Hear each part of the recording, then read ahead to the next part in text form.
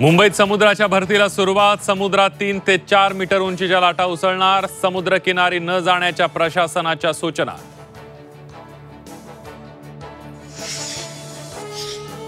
मुंबईत पावसाची किंचित उसंत, मात्र सकाळपासून जबर झोडपल्यानं रस्ते रेल्वे वाहतुकीला फटका। मुंबईकरांचे मेगा हाल।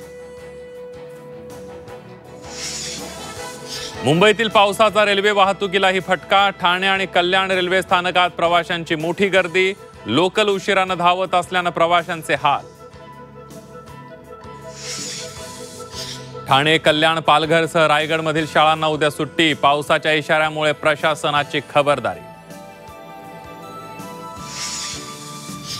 नांदेड जिल्ह्यातल्या हसनाळ आणि मुक्राबादेत ढगफुटी, 3 जणांचा मृत्यू। रावण गावातील 250 जणांची पुराच्या वेढ्यातून सुटका। एसडीआरएफ कडून मदत आणि जोरदार बचाव कार्य।